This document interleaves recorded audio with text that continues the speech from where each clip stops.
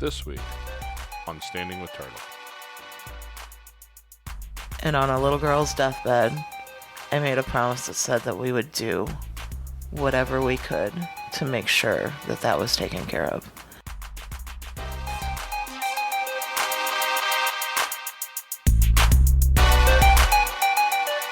Hello, and welcome back to Foster Care, an Unparalleled Journey, for episode number 5. I originally thought this was going to be about a 5-episode story, but it turns out we're going to have a 6th episode, so there will be one more episode airing after this. We hope to see you guys stick through to that one.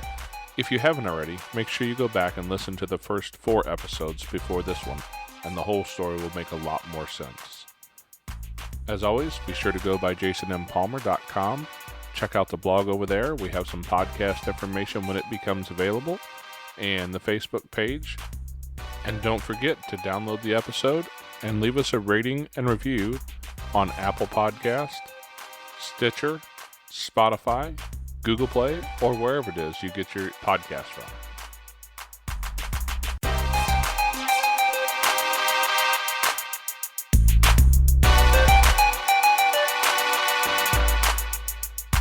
So as we move forward from there, you know, he got that taken care of. He was feeling better. We started to see some age-appropriate milestones, which was, really encouraging because, this poor kid's been disadvantaged at every angle practically, He has every reason to have all kinds of problems, and thank God, at this point, we're seeing a turnaround like nobody's business, which is kind of part of the reason why we're so encouraged sometimes inside of foster care because, there's a lot of BS and stuff that goes on with it. There's a lot of struggles. There's a lot of things that you don't agree with. There's a lot of things you could focus on for the negativity side. But to watch this little boy go from this, terrified kid who just has this cold-hearted face, who hates the world, who's withdrawn and showing all the signs of withdrawal and all that, to a kid meeting age-appropriate milestones. That was what really makes it worth it a lot of times. For G, that wasn't the only thing. We were tightly connected with him since his birth. But for a lot of kids, you don't have that connection outside of it. And to see that turnaround is just, it's one of the biggest joys you can find. Oh yeah, it's amazing. That first day when I came to pick him back up from daycare and even the workers were amazed. It was such a thing. As soon as I walked in, they're like, Amanda, come here. Just come here real quick. They met me before I even made it into the room to get him because they knew once he seen me, what he was doing was over. It was going to be all about me. He was going to come and he was going to latch on to me. But they were even amazed. He stepped out and he started to play. Yeah. And he started to talk. And it wasn't a whole lot. But it was just a little bit at a time. But it was the fact that he had even started because we at that point, we did not think we were going to get there because we were almost a year in of him being at daycare, not interacting with anybody there. If he was sick, they didn't know it because he wouldn't tell them. He wouldn't give them any indication. They kept him safe. They made sure he was changed and fed and everything like that. But he would not come to them with any needs. He would not let them meet any of his needs. He was not going to trust them enough to give that to him. But he finally, it just clicked. And he started playing. Yeah. And he started talking. And it was amazing. And it made my heart sing. All the way up to the point where I showed up at daycare one day and he didn't see me walk in. And so I had an opportunity to watch him just kind of in the environment he had become accustomed to. And for the kid who was terrified of the world, for the kid who intentionally isolated himself, this little boy is walking around daycare with, I kid you not, a harem of girls, following right around him. He had a cluster of activity around him.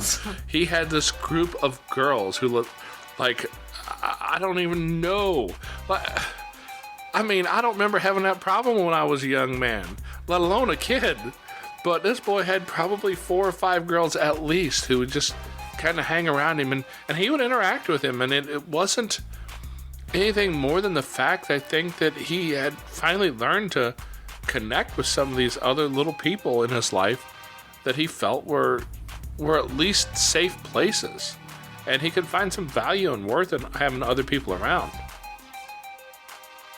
It made me feel good to finally see that he felt secure enough in his environment that he was starting to maybe feel safe and not have to worry so much and let his guard down some, because you don't expect that from a toddler. You don't expect them to have so many walls and so much distrust for the world at 2 years old, and you expect that from an adult.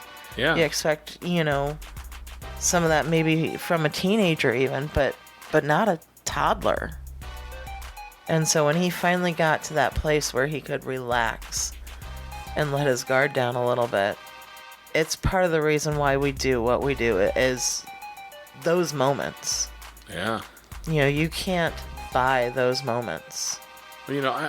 I deal with a lot of people in a week's time, and as a part-time, completely untrained and uneducated psychologist, I look at people and I listen to them and I read them, and it's one of the things that I love to do, and one of the things that I've seen with almost everybody, myself included, we all come with like this bucket of crap from our past, right? Like there's a piece of our childhood that gives us some weird hang-up that we don't even understand why we have it today. But to know that ability to make connections with other human beings and build a lasting bond, that's a crucial one. And the fact that he was able to get that at what could very well have been towards the end of his ability to really build that, because that's a age-specific development. And my understanding is right. If you don't get that figured out by the time you're 3 or 4, that can be debilitating for a kid. That's where you start having things like reactive attachment disorder, there's a lot of things there that it could lead to a lifetime of hang-ups before he's ever able to kind of halfway figure it out and move forward with his life. And so it was just so amazing to be able to see him overcome that at such a young age. And honestly, I'm going to tell you that I was a genius and I figured it all out for him and I fixed it all.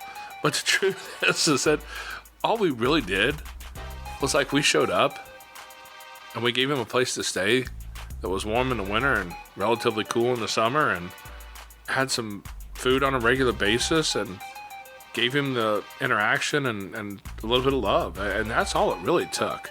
Stability. That's it. There was some, you've listened to the last hour of his story at this point. That he had a lot of challenges, but he went from that hard place to like a place of overcoming. He was showing his resilience, and that's what makes the difference in a kid, is when they learn that they can be resilient, they can grow through those hard times. That was a real challenge. Because even then, we still had Twitch. They were both still in diapers, if I remember right. Yeah. And so, 2 babies in diapers. Let me hear you, moms. You all know that story, 2 babies in diapers, and there's never 2 of them ready to be changed at the same moment. They're gonna trade off times and make your life difficult, but that's what babies do, and it's just a challenge. And then in that process, we had just lost my dad a few months earlier. Arissa had been so sick for so long. We're trying to figure out how to walk through our own grief and all these other challenges going on at the same moment. And I think part of what G was able to do was he was able to watch us walk through our own grief, walk through our own pain, maybe learn a little bit about how those coping mechanisms work, and be able to build some of that for himself. He was, I think, at that prime age to learn some of that stuff, the self-soothing techniques, just all those pieces that he didn't have a chance with at the beginning of his life. That was a huge piece of it for us as well. It's just being able to see all those milestones hit. We got out to about 2 years, and the Missouri foster care system says that if your child is in care for any 15 of the last 22 consecutive rolling months, I think is the terminology, which basically means if you go back 22 months and count up the amount of time your kid was in care, if it all adds up to 15 months or more, they're required by state law to file for termination of parental rights. We'll refer to that as TPR if we mention it again. But basically, that's where the state says you do not have the ability to safely raise this child. We are going to terminate any legal rights you had for this child, and you will no longer, for the purposes of the law, be the child's parent. Someone else is going to do that role. That's what we went through with G and Ange, because he had been in care at that point for 2 years. She still hadn't had a clean drug test. She had posted online about how somebody had broken into the house she was staying at and beat the crap out of her, and she posted pictures of herself on Facebook at that time. And this was all like a week before the TPR hearing. I don't know what happened. I can only guess, but anybody who's living that life and living the addict life and living down, because at that point I think she had moved back and was somebody up there in St. Louis in the area that their gang likes to hang in, and somebody had broken into her house and beat the crap out of her. And I mean, it usually happens when you owe somebody money, is my guess. I don't know, it could have been something else totally, but like, she's still trying to get this baby to come back and live in a house where she can't keep herself safe. That was a trying moment for us, because I think we'd probably lost hope that she was going to get herself together so that she could take care of G. Yeah, I think we were at that place. We were just wondering how it would end. We didn't know exactly how the cards were going to play. But like you said, she had posted some stuff, and I mean, social media, it'll get you sometimes. But she could not keep herself safe. She had black and blue, some broken ribs. She was talking about how she was sick and this and that. She showed the world that she didn't have a safe place. Correct. But yeah, that's the danger of social media. Is I know some police officers who refer to it as free evidence. And really, that's what it is, and that's what she had given him. And I really kind of feel like that may have been the straw that broke the camel's back when we got to the TPR hearing. And the judge ruled her unfit to be a mother because, she hadn't done anything with her drug addiction for 2 years. She hadn't gotten herself into a safe place. She was still messing around with people that ended up with her getting the crap beat out of her and her front door kicked in. She didn't have a house where she could safely care for a child. And no job, not doing the parenting classes, just not compliant on anything. She had given up. Once the TPR had been filed and the court had granted that meant that he was available for adoption. And so in most cases, once a TPR has been filed and granted, the Children's Division will put together a panel of potential adoptive parents. Because his case was so very specific, because it was a kinship type placement, I don't know if they actually put together a panel on that one. They did not. We had fostered him for 2 years, and it was clear that the best place for him would be with people who he already felt safe and comfortable with. And we had made our intentions clear from the get-go that if it came to this... Yeah, if it came to TPR, we would be willing to adopt. And, there was a reason for that, because in the middle of all that is when we lost Arissa. Well, he's also family, too, in a roundabout way. Not blood, but family. Yeah. But in the middle of it, we had lost Arissa. And one of Arissa's dying wishes was that we take care of G. Yeah. That was a rough conversation. A very hard conversation.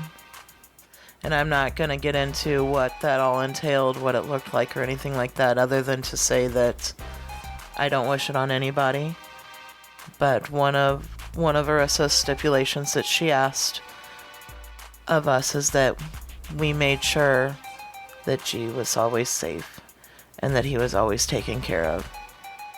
And on a little girl's deathbed, I made a promise that said that we would do whatever we could to make sure that that was taken care of. And so when we got to sign those papers and walk away from the court that day, I can't explain. His little suit. Oh, he looked so adorable in his little vest and suit and his little black dress shoes and... Well, technically that's not right. G wasn't wearing that day. Because... he threw up on the way down there, didn't he? No, he was wearing a suit. But as part of the adoption, you have the opportunity to change a kid's name. And as young as he was... Oh, yeah. his name was... I mean... If you want to spell it all out, it was something like supercalifragilisticexpialidocious. It wasn't exactly that, but it was a name that if you sent a kid to kindergarten with that name, you'd really feel sorry for the teacher for trying to teach that name and how to spell it. It was long drawn out. And so he was young enough, and we hadn't used his birth name. We always called him G, just because it was the first letter of his name and it was a long name. And it just fit. He was a junior, though. And so when we adopted him, we really didn't think it would be terribly appropriate to give him a name that might represent to him the fact of his dad's, whether it was a suicide or just a simple overdose. I assume it was an overdose. I don't have any reason to believe otherwise, but whatever it was, his biological father died of a drug overdose. I really did not feel like that would be the best way to honor his memory. So the more we thought about it, we thought about the name change. We decided, you know what? This little dude deserves to have a family. He's become such an integral part of our lives that the one thing I want him to always know is that he's got family. That like, he's not here just because there's any kind of money or people are, say, oh, look at you. There's no other reason other than the fact that he is family, if not by blood, by choice. Like, there was no other way I can think of to honor that idea more than to make him a junior. So that he understands that, regardless of the fact that between he and I, there is not a drop of genetic influence. But that doesn't matter. He's still my little guy. He is still my little boy. That's the way it will always be. And I wanted to make sure that he could understand that and feel that. And he probably won't really get that for another 5 or 10 years. But that's okay, because I wanted to plant that seed so he knows that he belongs. That particular day, when he walked out of the courtroom, it was Jason who walked out of the courtroom. Jason Jr.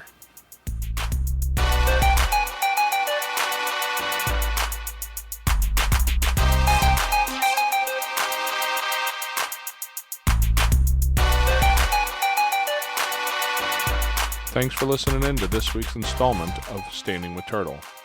From Foster Care, an Unparalleled Journey. We hope to see you come back next week for the last installment of this story. As always, if you haven't been by yet, go check out jasonmpalmer.com. You can read our blog there, see some podcast news, some pictures, and other little goodies. Also, if you haven't heard the other episodes, be sure to go back and check those out first. And don't forget to go by iTunes, Google Play, Stitcher, or wherever you get your podcast, and leave us a rating and review. We would really appreciate it. It helps to promote the show. We'll see you guys next week.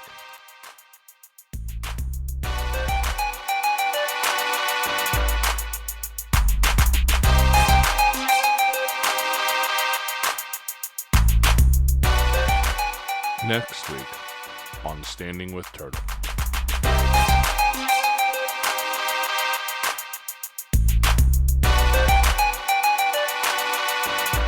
Finally, we could just breathe a big sigh of relief. Because the thing about foster care is that there's nothing set in stone yet. Until the judge goes bang, bang, bang with that gavel,